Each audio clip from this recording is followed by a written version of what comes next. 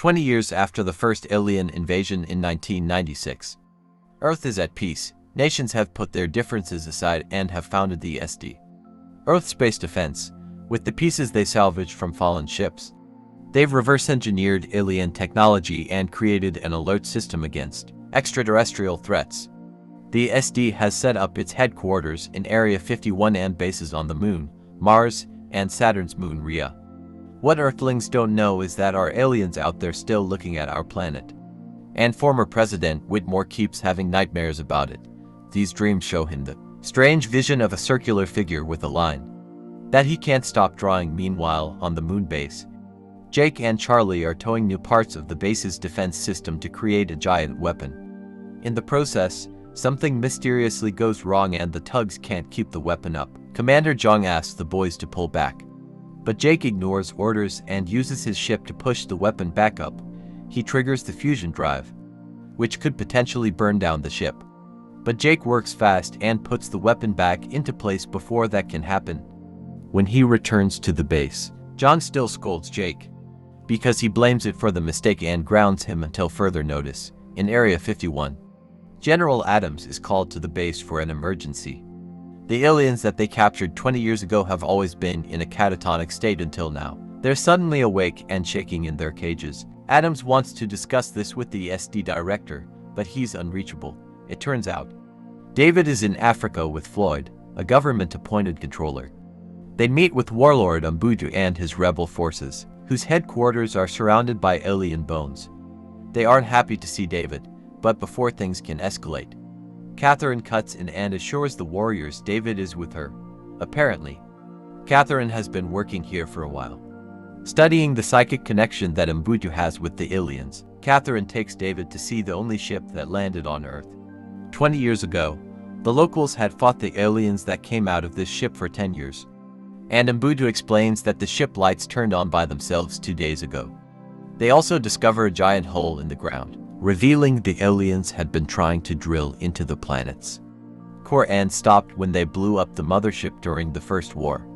The group enters the ship and discovers the computer is sending a signal that David recognizes as a distress call that someone already answered. Back in the moon, Jake has a video chat with her girlfriend Patricia, who happens to be Whitmore's daughter. Patricia informs him the International Legacy Squadron will visit the moon base soon, and that includes their friend Dylan, who Jake had a fight with some years ago. Jake almost got Dylan killed during a flying test, so Patricia wants Jake to be nice and accept it was his fault. Sometime later, the squadron arrives and everyone is excited to meet Dylan, because he's the stepson of the First War hero Stephen. During lunch, Jake meets with Dylan and instead of being nice, he taunts him, saying Dylan was in his way again. This makes Dylan punch him, getting the attention of John. Jake covers for Dylan and says he just fell before returning to his room, where he admits to Charlie he's taken it too far. The next day in the medical bay in Area 51, Dr. Isaacs visits his husband Okun, the research director that fell in a coma during the First War. To Isaac's shock, Okun suddenly wakes up, not realizing 2 decades have passed until he sees how much Isaacs has changed. Meanwhile, Adams receives news that the base on Rhea has been completely destroyed, and now they're on red alert. In Africa, David finally gets informed of the emergency, but Catherine is still obsessed with analyzing the circle drawings that are all over the place. Umbutu takes them to his office and shows him all the drawings he made based on the visions he's been having since the ship woke up. The circle looks more like some kind of contraption, and Umbutu has managed to decipher some of the aliens' language as well. On the moon, everyone starts panicking when they notice a whirl forming in the atmosphere. This turns out to be a wormhole, from which a spherical machine that looks like Umbutu's vision comes out. They send a transmission to President Lanford and David, who realizes this sphere is a spaceship. Lanford thinks they should attack first, but David points out this isn't the same kind of ship from the last invasion. It could come from a different alien race with different intentions. Lanford lets the SD Council vote and attacking first wins. Jong activates the base's giant weapon and easily knocks the sphere down.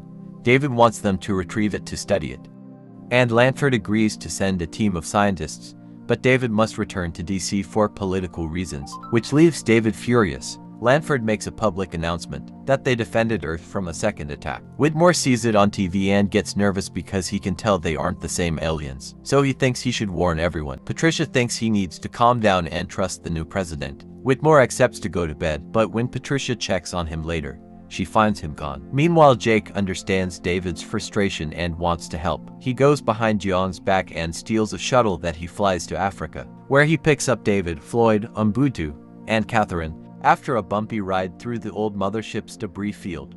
They find the sphere, and Jake and David get ready to retrieve it on Earth.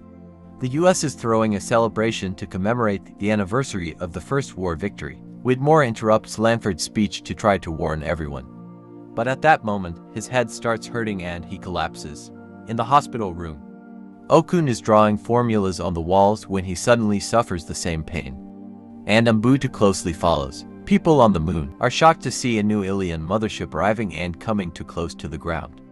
Charlie rushes to take control of the shuttle and picks up Jake and David right before they get crushed. Adams gets the alert on Earth and cancels the celebration while Jake takes over the pilot, so Charlie can pick up the sphere with the robot arms. It takes him a few tries to succeed, but when they're ready to go, they discover the mothership has its own gravity and is attracting the shuttle toward it. John sends the pilots and activates the giant weapon, but the shot fails and the pilots have to come back. The mothership returns the shots and destroys the weapon. Thus John orders everyone to evacuate. Right before the ship flies too close and destroys a good section of the moon, including the base, the SD activates the orbital defense system, but the mothership destroys all the satellites before they can shoot. A few minutes later, the mothership reaches Earth, dragging down Jake's shuttle with it. The proximity begins causing the destruction of various cities, and the ship gravities pulls up people and buildings alike. David realizes it wants to land on the North Atlantic Ocean, and Jake has to start pulling some crazy moves to avoid getting hit by the debris. Lanford orders the evacuation of all coastal cities, but some boats don't get the message in time. David's father Julius is sailing when he sees the ship arrive. He calls David to tell him this ship is much bigger than the last one, but the call ends when the mothership lands and Julius is hit by another boat. The elite pilots come from the moon to help with the defenses, but Dylan doesn't get there in time and has to watch his mother help a woman and a baby escape before she goes down with the hospital building. Whitmore and Patricia meet with Adams in Area 51, and Okun escapes his room to join their meeting. The aliens in the cages have gone crazy, and Okun thinks they're celebrating, while David and the others arrive too. Whitmore sneaks into a sealed room and releases one of the aliens to establish communication. The alien uses its tentacle to grab Whitmore and talk through him, saying she has arrived. She is all. Catherine shows the alien the circle symbol, asking what it means, causing the alien to get furious. The soldiers realize Thetantrum is about to kill Whitmore, so they shoot the alien to stop it. Bullets don't do much, but Umbutu comes through and uses his blades to attack the alien. This big body is just armor, and once it's broken, the real small alien comes out, which Umbutu immediately kills. Meanwhile, at the coast, a group of siblings that just lost their parents are trying to drive away and find shelter. Among the debris, they discover Julius' destroyed boat and the man unconscious inside. They confirm he's still alive and take him with them. The Area 51 team scans the mothership, which helps David understand that she is all means the aliens are a big hive, and their huge queen just arrived. Then a reconnaissance aircraft sends them a live feed from under the sea, showing this mothership is drilling too. It seems they're after Earth's molten core, and if they get it, they would destroy all life as we know it.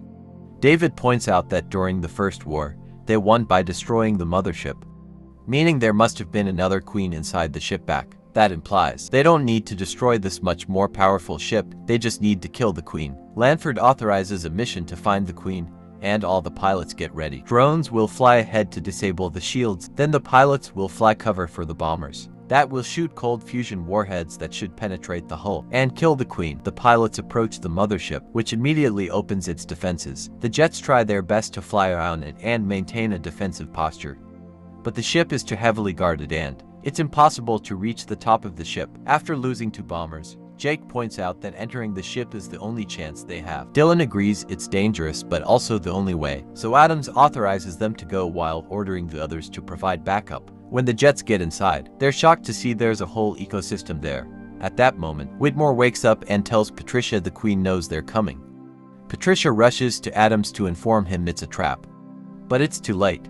the Queen sends a special wave that disables all the jets. The pilots begin falling to their deaths, but they still release the bombs to try to finish the mission. Unfortunately, the explosion doesn't hit the Queen because she's surrounded by an energy field. Suddenly, a second wave comes out of the alien system, and this one is so big that it disables all satellite, the Area 51 base, and the President's bunker. Then the mothership uses the opportunity to attack the bunker, killing everyone inside, including Lanford. Moments later, the military leaders arrive at Area 51 and name Adams the new US president. Catherine shows Okun's drawings to Mbutu, and he manages to translate some of them. There are mentions of an intergalactic war, and something about stopping an enemy before it reaches Earth. This makes Mbutu realize the sphere wants to be an ally because the aliens are also its enemy. Inside the mothership, Jake and Dylan, among a few other pilots, have managed to survive the fall. So now they must hide in the ecosystem not to be caught. At the base, Okun manages to get the capsule open with a special laser and scans the sphere, but he can't detect any signals. Floyd comes closer to touch the sphere out of curiosity, and the smooth surface begins absorbing his hands. After a few seconds, the sphere activates and lets go of Floyd before it starts communicating in English, which it learned from Floyd's mind. At the same time, the Queen gets a reading on her system and decides to put on a huge piece of armor. The pilots can only watch how the top of the mothership suddenly takes off to initiate a new attack. The sphere begins explaining that it intercepted the aliens' distress call and came to try to warn humans. But the humans attacked the sphere without asking questions first. The sphere species has fought the invading aliens before. They call the motherships harvester ships because they go from planet to planet harvesting the cores to be used as fuel. This sphere is the only survivor from its planet, and its system holds the key to superior technology. There's a hidden planet where it teaches refugees from other fallen worlds how to build weapons that will defeat the invaders. This is why the aliens are scared of it. Unfortunately, now that the sphere is activated, the Queen can track it. David points out that if the Queen is already coming, they could bait her like she baited them first. Okun and David think they can hide the real sphere inside an isolation chamber and replicate its radiation signal with a decoy inside a tug filled with cold fusion bombs. Then the Queen will follow that signal into a trap. The only thing they need is some way to track the Queen. And Adams reveals he still has a radar truck from the First War. Adams and David talk with the few pilots that are left, explaining that since the satellites are down, someone will have to fly in manually to detonate the bombs, meaning that pilot won't survive the mission.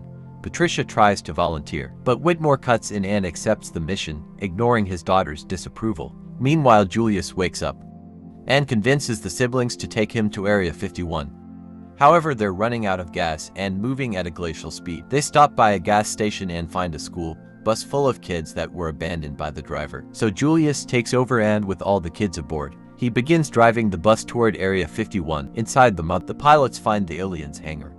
Jake runs ahead to distract the aliens by insulting them and peeing on their floor.